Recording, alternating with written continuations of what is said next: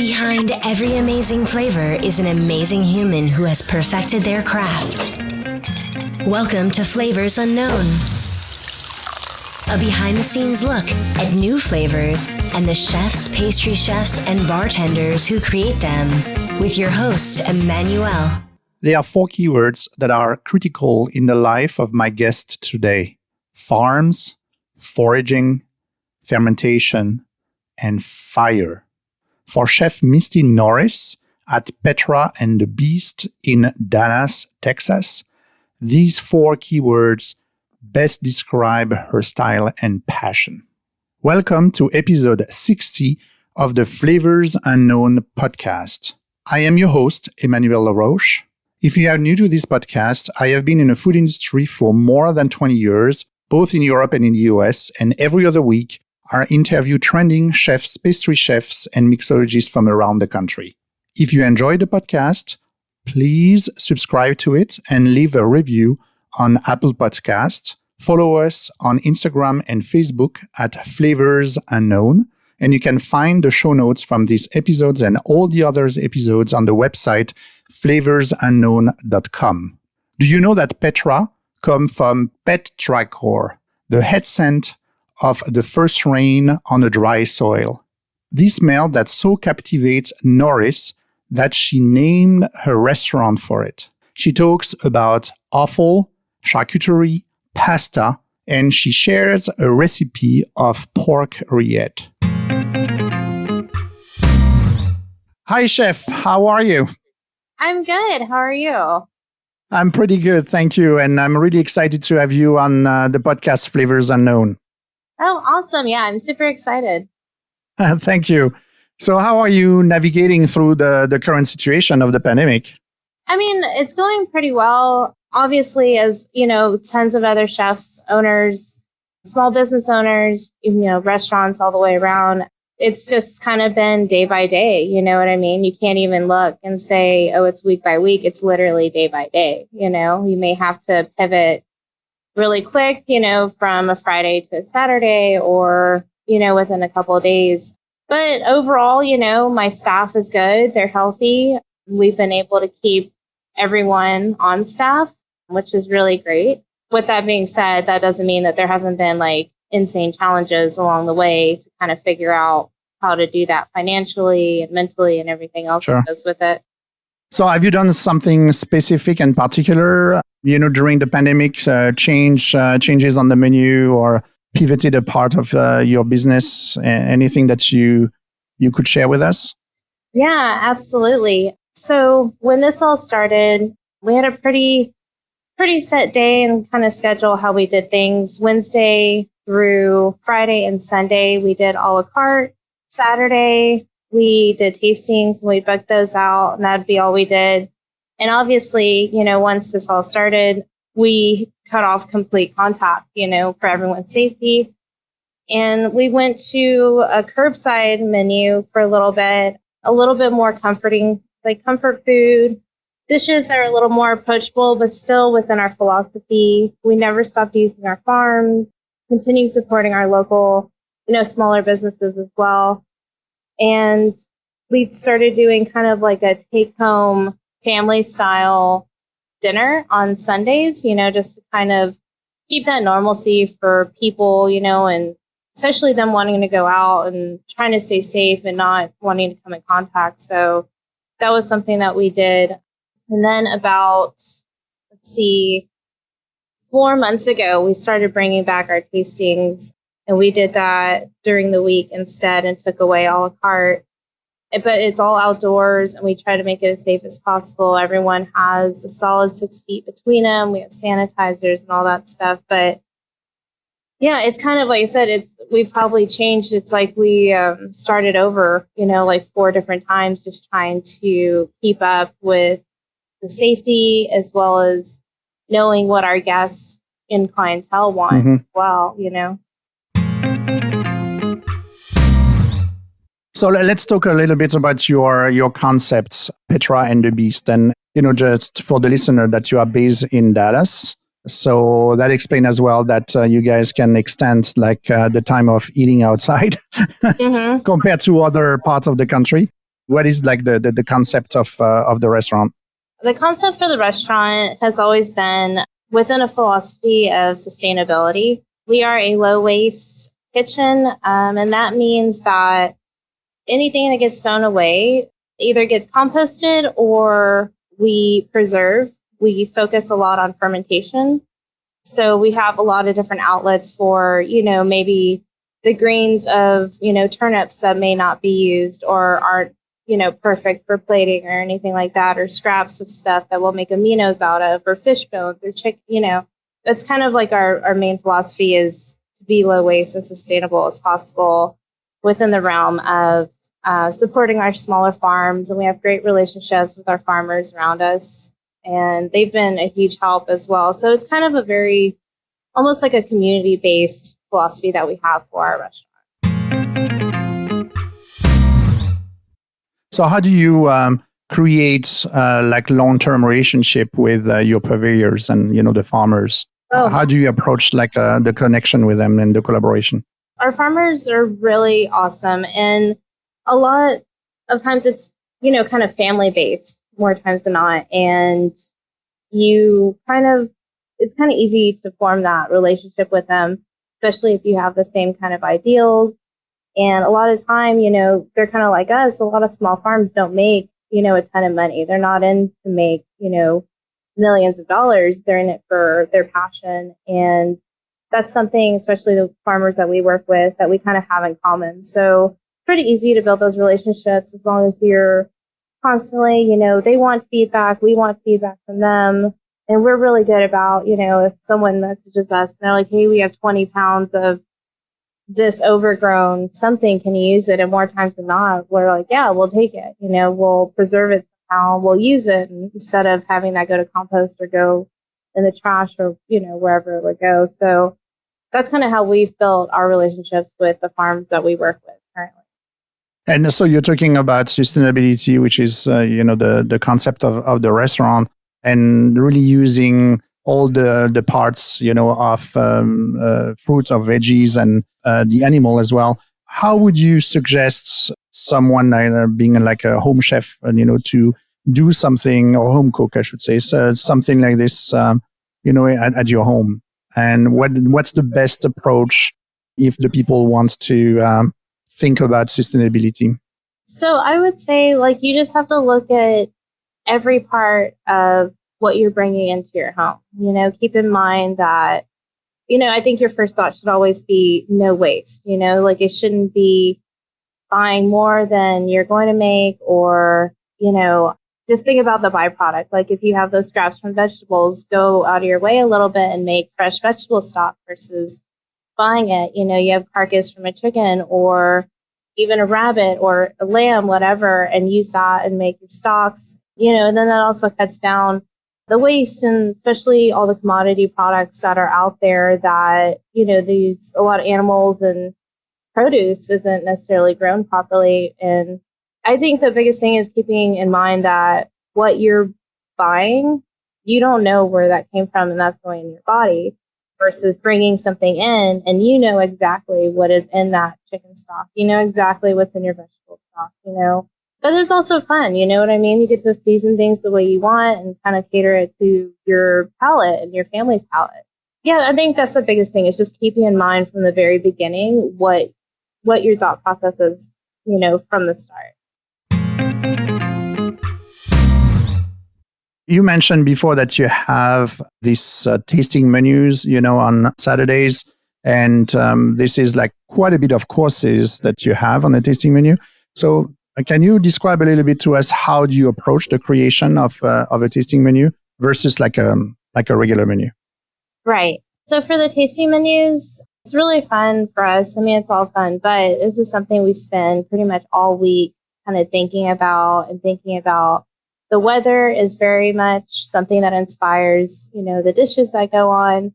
We look every week, what our farmers have available. We're very in touch with seasonality. So if we know, it's getting cold next week, these tomatoes or these peppers are not going to be available. So we grab them, as soon as we can and try to do different versions. So one thing we love to do, especially for tastings, is take one vegetable that we have used different techniques or methods for and do it multiple different ways on a dish. And a lot of times that ends up being, for example, turnip. We'll use fresh turnips because turnips are great right now, especially the little beautiful hikores. They're so sweet. And then we'll take, on that same dish, a turnip ferment that's a year and a half old. We'll use the leaves and we'll make an emulsion out of it. We'll make a broth with the stems. So we try to really focus and really highlight, certain ingredients. And that's something that we try to do with almost every dish in the tasting menu is take it, even if it's something like beef heart, we'll do it a couple different ways and hopefully try to, change people's mind about, offal especially. And that's also the tasting is where we kind of push that a lot too. How does it work? Are you successful of converting people, especially when you're talking about offal and when you're talking about beef heart or, Right. pig's parts or like chicken heart, veal tongue, and all of this is, could be challenging. You're totally right. I mean, for people who it's not their, norm to like eat these different parts that are not, you don't just find them at the grocery store a lot of times, but we really put a lot of thought into the way we present it, the way it looks, the way it smells, the way it's prepared. And more times than not, we've changed a lot of people's minds, but not to say that has happened overnight. I've been doing more offal focused cooking for now about 6 years. And at the first restaurant I was the exec. It took a little bit, it took people a little bit of building trust with you to know that this may not be a common cut or part that you would normally eat. But once they start trying a couple of things and they realize that it's super delicious and you get, especially, pigtails and oxtail and ham hocks, like there's all this cartilage, collagen that comes out and it's this texture that they've never experienced before. And once they get that curiosity, that starts to kind of snowball, and it makes it a little easier for people to be a little more comfortable to say like, oh yeah, I will try that. Like this was really good and I thought I'd never eat it before. But yeah, the tastings has been really good with that. A few weeks ago, like I said, we did a beef heart dish and out of everybody, that was their favorite dish of everything. We had pasta, we had a straight vegetable dish, and that was everyone. How was the beef heart prepared? This one, we prepared the beef heart, cut it kind of into strips. It was then marinated in a shio koji and smoked kale powder for about 48 hours. And then we cooked it at 56 degrees Celsius for about 3 hours. And the final product ended up looking almost like a small tenderloin. So it was super clean, very beautiful, bright red, with that little touch of smoke. And then we also did raw beef heart that we made a vinaigrette with preserved citrus kosho from last year and our garden herbs. And I believe we also put toasted pumpkin seeds with it for texture. And so that raw beef heart went on top with a couple of marigolds and a marigold oil with that smoked beef heart. And it was such a great balance. And it's got really good acid from the raw and texture. And everyone just loved it, and that makes us feel really good that we were able to represent what we do the way we want to and the way that we respect, the animals or vegetable and have other people like really get taken back. Like, wow, that was really crazy, So you're talking about koji. I'm guessing so. In fermentation, obviously you're doing quite a bit of pickling. And so how do you use koji? I'm just curious. I had not too long ago Chef Jeremy Omansky, on the podcast. So we definitely talk a lot about koji. Oh man! But I'm just curious about the way you use it at Petra and the Beast.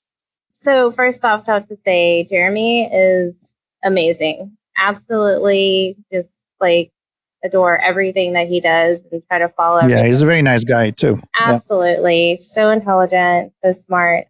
But a lot of the stuff that we do is definitely inspired by a lot of things that he's done and he's founded and created, you know. We use a lot of koji in our charcuterie. So we have a really wonderful charcuterie program. We have 2 main farms that we work with, and we'll get, you know, Berkshires or Herefords, Red Wattles, all kinds of heritage breeds from them. But we inoculate a lot of our whole cuts with koji spores. We also do a ton of pickling with Chio koji. We use sagohachi, a lot of kasu, a lot of sake leaves, ferments, all kinds of stuff. And we're always experimenting. We're always trying new things. It's such a cool ingredient, you know, it's evolving. You know, you start with one ferment and you see what happens there. You start with inoculating one cut and then you just, you know, it's never ending. You find time to do this?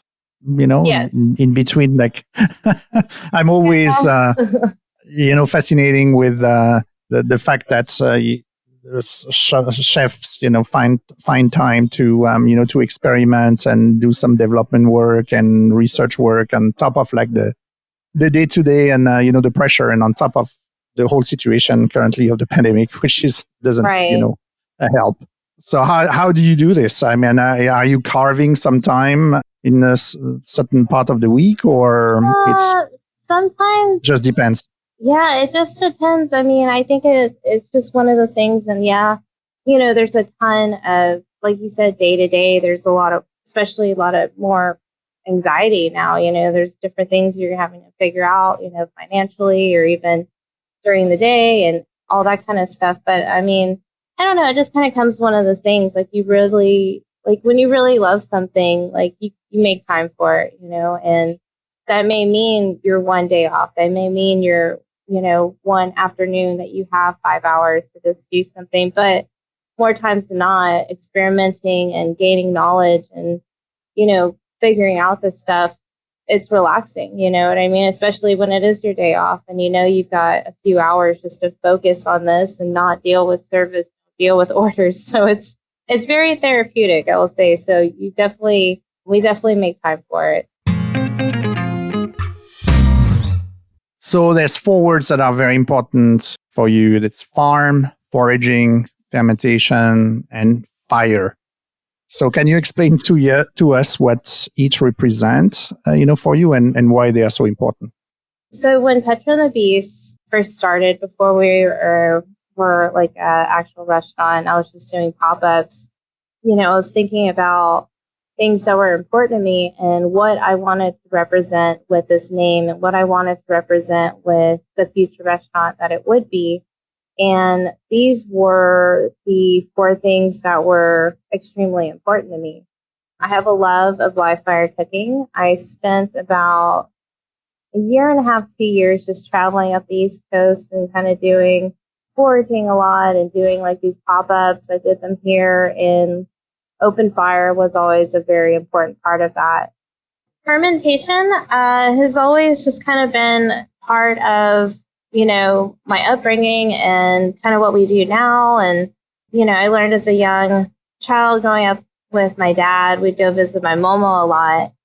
And, you know, she had this really beautiful garden. They grow their own tomatoes. They did all this stuff. So fermentation, I kind of started learning from her. And then canning and the art of preserving and everything. So that kind of embodies the whole fermentation. I kind of see it as like preservation. And then the next one is foraging. So foraging, that was something that came about, I started foraging about 6, 7 years ago.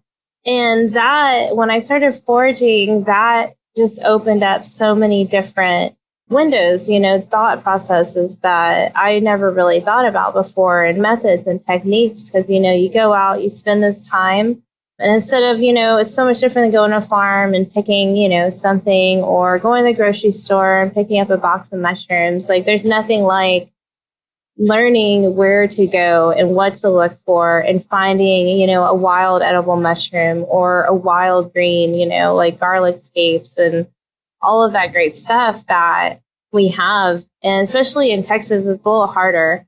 So it's a little more satisfying when you actually find something because you've got to really look. It's not like being in, Pacific Northwest or even the East Coast, where there's fiddleheads and chanterelles and you just go anywhere. There's radish greens and beach, stand-fire, all this beautiful stuff. Wild garlic, wild onions. Oh my gosh. Oh, so good. Like I had the best time going up the East Coast. But yeah, in Texas, it's a little different. So it means a little bit more, you know what I mean? When you find that maypop, patch that you just kind of stumbled upon, or you find, where you go and everyone has their spots for mulberries and dewberries and all these great things that come up. So that's a super important part of what we do. And I think we just have that connection, even more of a connection to the food that we're, preparing and serving our guests, because we literally found that ourselves.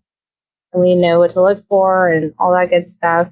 And then farm, obviously, that's absolutely huge for us. It's extremely important to support, our local farms that are around us. These are animals that are built on the terroir that is right around us. Sometimes it's 3 miles, sometimes it's 20 miles, and again, I think you feel like that connection, especially when you have that connection with your farmers and you get to talk to them and you give them feedback and they get really excited and they call you and they're like, oh, I've got this growing, or, these pigs will be ready next week. And we're trying this, cross heritage thing. And it's very exciting, and it's something that we all feel really good about. And at the end of the day, we know that our guests are getting these products as well, whether it's foraged or whether it's 2 years old or, it came from down the street. And one thing I've really noticed within the pandemic this time, people are really excited about that. They're really, really supportive of supporting local, supporting your neighbors, supporting the people that are 20 miles from us, growing these animals. And they love the story and they love the thought that, there's so much care put into everything they're eating. And where is your passion, for charcuterie coming from? I had a French chef coming up. I've been cooking now for 19 years. I had a French chef coming up. His name was Andre Bedere.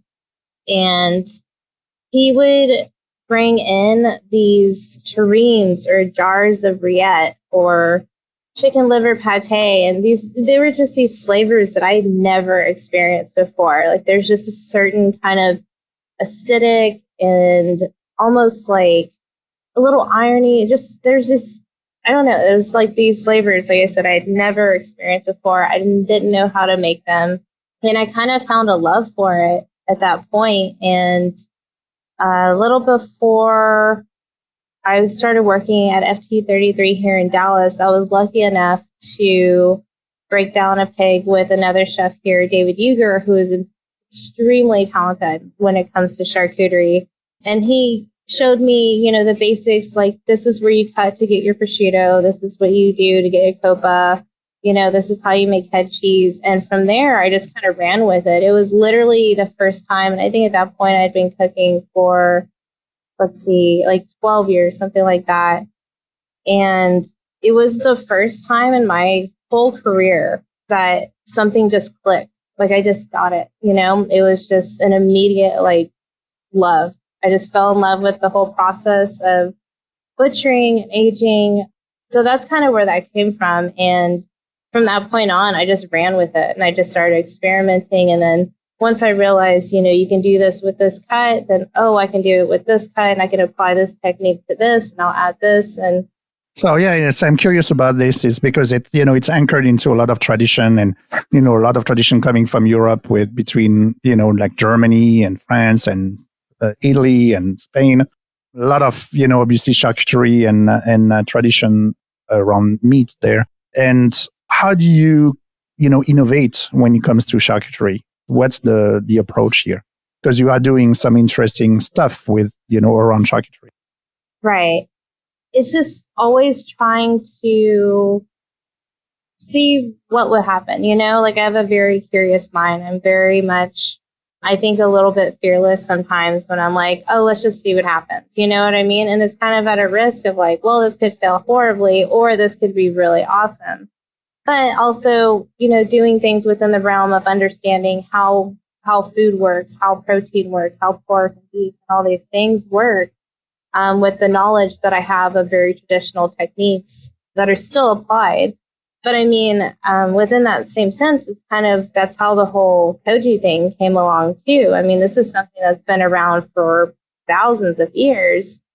And we started applying two different, very old school traditional things into making something that is new in a way. It's using very old school, very traditional, but what we're creating is something that's different and new and exciting, and I think that's just kind of what it is. Like I said, I think it's just over years, just kind of learning like this works this way and let's see what happens, and I've had tons of failures, tons of projects that have gone completely awry, but within that, I learned something as well. I learned what not to do or what I could do differently. Sure. So what are your sources of inspiration? I will have to say, I think like just nature in general is a huge, huge source of inspiration for me. Whether it's the way I look at a vegetable, the way we plate has a lot to do. It's very naturalistic, and, just everything around us, the weather. Like I said, I think just in general, nature is a huge inspiration for how we do things. Do you have any inspiration coming outside of food? Yeah, I mean, honestly, so like I said, I feel like I kind of have like a bit of a curious, whimsical kind of ideal sometimes to the way I do things. I collect vinyl toys. I love artists. I love graphic novels. I'm a huge collector of comic books, graphic novels, and vinyl toys. I love to paint, so I think a lot of inspiration sometimes will come from, something I see or something that an artist does. And for whatever reason, certain colors, certain shapes will kind of trigger, something in my mind, especially if it's like the same day or the same week where I've been talking to one of our farms about what they have and, what they need to push. I think kind of all of that is very inspirational and kind of like what drives a lot of creativity for a lot of our dishes here. Do you have an example of something that I don't want to put you on the spot here, but, something that you have created linked to, I don't know, a graphic novel or something else? Absolutely. Visual? It's funny that you ask, because there's this one graphic novel that I continue to pick up and read over and over again over time. It's called Uzumaki. It's a horror graphic novel, and that's, specifically what I do like. A lot of it is about spirals. So it's very dark base. It's all black and white. It's about spirals that end up taking over people's minds and how people become obsessed with it. And it just comes to the point to where it kind of becomes these people's demise, There was a couple dishes, especially it's wintertime, you kind of have that like dark feeling a little bit. We created a sundae, which is a pig's blood sauce that was kind of inspired by these spirals that I had been reading about in this graphic novel, for like the fourth time or whatever, and doing. So how was it visually then? Oh, well, I mean, I liked it. It was like a sauce of pig's blood, and we did a roulade of pork, and, so there's everything in it was almost spiraled, and we had turnips, which are circular. So, I mean, a lot of things I'm kind of inspired by, it could be all different things. It could be very naturalistic looking from nature. It could be, something I've read or something I've seen. And that really does inspire plating or a technique that I'm like, oh, I want to do this, or a feeling even. I think that's mostly what it is. It's like a feeling that you get and you want to create that and you want to express that. So, I mean, yeah, definitely, that definitely did inspire that dish for sure. And I know you have done a lot of pop-ups like around the country, and I guess you have collaborated with, other restaurants, other chefs. And if there's anything else that as well participated as a source of inspiration? Oh my gosh, absolutely. I will have to say, during this pandemic, the thing that I absolutely miss the most is being able to travel and do events, doing indie chefs, which is like an awesome one. And then just doing, the festivals, Atlanta Food and Wine and Chefs for Farmers, all this stuff. You come in contact with other chefs that you may be friends with, but they live across the country, So it's not like you talk all the time, but it's that time to get back together and catch up and, talk about what's been inspiring them, and then seeing the food that they create and you guys collaborate, it could be 6 different chefs collaborating on one dinner and seeing everyone's thought process, seeing how they treated something that you wouldn't even think of, and you're like, whoa, that's really cool. Do you have an example of something that you have seen from another chef that blew your mind? Oh my gosh. I don't even know. I don't even know if I could pinpoint one. I mean, it's just been insane. I mean, so many people. I will have to say, so I did this amazing event in Winnipeg called Raw. Each day there's essentially two restaurants or 2 chefs cooking, and it's all on the frozen Winnipeg or Manitoba River. And they build like this really cool like structure. They bring designers in, and it's all on the ice. And we cooked with the guys from St. Lawrence, and, it's all very Quebecois and beautiful. And they did the most beautiful petiviers that I'd ever seen. And just seeing that, I came back, and my family, my dad's French, we're French Canadian. So I was super inspired because I hadn't made one of those in years, since I was a really young cook, and came back completely inspired, and they were so delicious and so beautiful. And that's probably something that really sticks out in my mind is cooking with them. It was such a kind of like old school, very traditional, classic dish. And they just made it. It was just absolutely perfect and beautiful. Do you have a favorite dish that you have created? I know it's a tough question because it might be different from one year to another, a season to another, a month to another. Yeah, it's always different. I will have to say, hands down, I think it's the pigtails. I think the pigtail dish is just like my all-time favorite thing. It's something that I never get tired of eating. I never get tired of doing new sets for. And it's always so exciting and so awesome. When someone tries them for the first time, they're kind of weirded out because they're like, whoa, are these actual pigtails? And you tell them yes. And they eat it. And it's amazing. It's just so hard to not enjoy, How are they different from other pigtails recipes? I mean, I'm not too familiar with other pigtail recipes, but I mean, ours are, we do them the same way, but we do different sets. But ours are braised in sweet tea and preserved chilies and honey and sugar.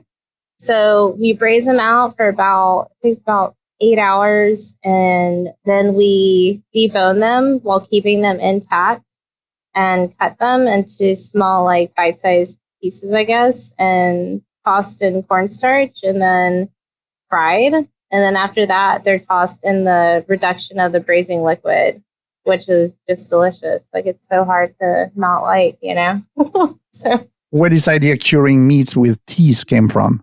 I'm not really sure. So I will have to say the first restaurant that I was the exec at, it was actually a brewery. And I was very inspired by fermentation again process. Oh yeah. I mean, absolutely. I loved it there. We used all the grains and we did this. It was so much fun. But I was very much inspired about the use of grains and different herbs and flowers that they would use in different tree barks. And one day I was just thinking, like, what if we did, a tea-inspired dish, but still within our style? And that's kind of how the pigtails came to be, was, knowing how braising works and all this stuff, but then also getting a better understanding of infusion and, steeping and all these really cool things that they were doing with the beers at the time. And we just imparted that into how we prepared the pigtails. So as you are talking about like describing a dish, I would like to pick up your brain. What would be your suggestion how a home cook can prepare with you? I think that we should select something like rillette, but Misti Norris style. So what unique spin would you suggest them to make? First, how they would make the rillette, and then how is it special, coming from you? Oh, man. So I would say for something that I think is always interesting and always delicious and pretty easy to do at home, you could get pork shoulder, you could get a beef chuck roast, any kind of protein that you really would want to use. You could use duck, and it's all about the technique and method. So, you want to braise that out and essentially take it off the bone if there is a bone and shred it to where, they're just like fine kind of fibers. And then if you have, like, say you have, maybe some duck fat at the house, or you have some extra pork fat, if you do pork shoulder, there's always like a good inch or two after braising. And you just whip that back into it. And if you don't have duck fat or pork fat easily, it's just as delicious using butter, if not even more delicious, So you can always use some kind of fat that is stable to whip your protein with. And then we really love here, we like to add pickles into it. You can add a little bit of vinegar, lots of nuts. We love using pumpkin seeds, sunflower seeds, peanuts, pecans, stuff like that for texture. So you braise it, shred it, whip it with fat, a little bit of your braising liquid, set it in a pan and just let it go chill for, overnight. If you like, you could cap it with more fat or butter. You don't have to, but it's a great thing for like parties. You cut it into, like kind of like a rectangle for slicing and let it temper for about 30 minutes or so before eating it. But it's just probably one of my favorite things to eat, and it's so easy to do at home, and everyone always really enjoys it. What kind of blend of meat, like type of meat that you are using? So you were talking pork, you're talking, I think you can use chicken. I remember when I was in France, we were using rabbit, sometime in the mix. So what will be your suggestion? Especially at home, I think probably the most accessible thing would be probably like a nice pork shoulder, or, like some kind of beef roast, something that's got a good amount of fat to it, but that's not too fatty. That's why I say pork shoulder is probably like the easiest. If you're going to do this for the first time, that's probably the thing you want to use, because it's got a pretty good mix of lean to fat. Okay. Yeah, because meats like rabbits or chicken will be definitely not fatty enough. A little leaner, but rabbit rillette, oh my gosh. So amazing. Just thinking about it, and spread that in a very nice thick, slice of bread. Oh my gosh. Yeah. Crusty bread and rillette, that is probably one of my favorite things of all time. Yeah, absolutely. I love, charcuterie boards. So that's always my favorite, when I go to a restaurant. What is your latest ingredient obsession? Honestly, man, I go back to turnips every year. As soon as turnips are available, I'm turnips. I love turnips. I love turnips. So this is in the fall, beginning of the winter. But what about so maybe we should talk about like ingredient obsession per season. So thinking about spring, winter and summer. Okay, so right now, turnips, absolutely. Come springtime, green garlic scapes, any kind of allium, I'm all about. Like, I am all over it. Obviously, summertime, beautiful tomatoes. They're worth waiting the whole year, And let's see, what am I missing? Let's see, fall. I will say the late season peppers, especially being here in Texas. We have a little bit longer season for peppers than maybe some other states, but those last season peppers, the shishitos, the padrones, the baby bells, all the really good ones. We're pretty obsessed with those. We love preserving like fall peppers, I guess. So they'd be like the very end of summer. We love preserving those for the whole year, especially shishitos. I'm absolutely obsessed with doing shishito conservas. And we usually get enough in to last us through the year until next time we can get them. So let's go back in time, a little bit. What compelled you to become a chef? And is it linked to a specific moment of like tasting anything unique or different, or maybe in your family? Yeah, for sure. I remember decided I wanted to cook at a pretty young age. I didn't realize that was something that you could do as a career. As a child, you don't really understand the ins and outs of like a business, and from a small kid, I thought, you always had to be hired by someone. But my mama and my grandfather owned a restaurant in Beaumont. And I remember the first time I tried boudin, like fried boudin balls. My mama had my dad's boudin house. balls, okay. And oh my gosh. The first time I had boudin, I was about 8 years old. And, my mama was just, at the stove cooking, and she had her cast iron out. And she put one on a napkin and put it in front of me. And just breaking it open, and the smell alone was so intoxicating. And then biting into it, and the texture and the flavor, it was just something I had never, ever experienced before. And that's kind of when I knew, like, I didn't necessarily tell myself I'm going to be a chef. I just knew I had something in me and a desire to do something with food. I didn't know what it it was about food, but I knew I wanted to learn how to do that. So do you have like I heard about momo, I do use about boudin. So do you have like any Cajun background in your family? Yeah. Okay. Yeah, a lot of Cajun. I grew up with a very Cajun family. Okay. I'm going to finish the interview. I'm going to give you your free time that you can, spend the rest of your day experimenting in your kitchen for new recipes. Yeah. So we're going to finish with a series of rapid fire questions, if you don't mind. Yeah. So you and I are going on a tasting tour in Dallas, and let's say there's no COVID, obviously. So what are like the 5 spots that you will take me to outside of your restaurant?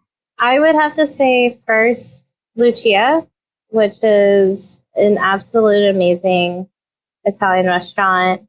Salaryman, which is probably some of the best ramen that you'll get here. Really awesome. What's the name of the place? Sorry, I didn't catch it. Oh, no worries. It's called Salaryman. Okay. It's actually right next door to the next restaurant, which I was going to say is Maciolaio, which also their charcuterie program blows everyone out of the water, especially here in town. I can't really think of anyone in Texas that does what they do. And then I would have to say, after that, Mat Haba is an absolute amazing. It's a Vietnamese restaurant, and the flavors there are just insane. Like, you really can't touch them. It's just good. I don't really know how else to explain it. And I have one more. Let's see. Cosmos. I almost forgot Cosmos. They do Vietnamese food as well, and it's so insanely good. Absolutely crazy. Very good. So those would definitely be the spots that I would have to take. What's your favorite guilty pleasure food? French fries. French fries. Without a doubt. French fries. Okay. With anything together with? Anything on top or? Honestly, French fries and ranch. Like, I will, if I ranch. Go out, yes, if there's French fries and ranch, like, I'm going to eat that. I won't even eat my food that I ordered. I'm just going to eat that. Okay. Can you share with us like 3 cookbooks that inspired you the most in your career? The Last Supper. That was one of the first ones I got I don't even know, was that 10 plus years ago that came out? That was probably one of the first ones I got. The Book of Fermentation from Noma is absolutely amazing. And Wild Crafted Cuisine by Pascal is also that one. Those 3 are my top. What's your biggest pet peeves in the kitchen? Noises. Loud noises. I hate loud noises. Alarms. Anyone dropping a dirty station, loud noises, and alarms are probably my biggest pet peeves. And the last one, beside the classics, what condiments, spices, sauces do you like to have on hand at your home? Oh, at home? Can I count something that we make here that I just keep? Sure. Yeah, absolutely. So my sous chef, Jessica Alonso, is insanely talented when it comes to fermentation, all this stuff. She makes a vegan XO that is insanely good. That is literally good on everything. So that's definitely one. Any kind of chili oil, like a toasted chili oil, I always have at the house. Okay. And wasabi. I love wasabi. Okay. Like wasabi powder. I always have wasabi powder at the house. Very good. Thank you very much, Chef. Thank you for your time, your patience. I really appreciate it, and I was very excited to have you on Flavors Unknown. Yeah, this was so great talking with you. It was a lot of fun. Thank you. Thank you for listening to the show today. I really enjoy hearing Chef Misti Norris talking about zero waste in the kitchen, her passion for farms, fermentation, foraging, and fire, and her innovation approach to charcuterie. You can find the show notes of these episodes on the website flavorsunknown.com, and if you like this episode, please share it with a friend. Have you heard about the Facebook group called The Learning Chef? It is full of great tips from chef to other chefs. Please check it out. My next guest will be Ryan Burke from Angry Orchard. He's going to talk to us about the process of making cider. What does innovation means for cider making? He's going to talk to us about using cider in cocktails and in food pairing. I see you in 2 weeks, and until then, remember that people who love to eat are always the best people. You've just enjoyed another delicious episode of Flavors Unknown. Hungry for more? Hit subscribe. Tell us where you're listening from by leaving a review. And for social media and show notes, head to flavorsunknown.com.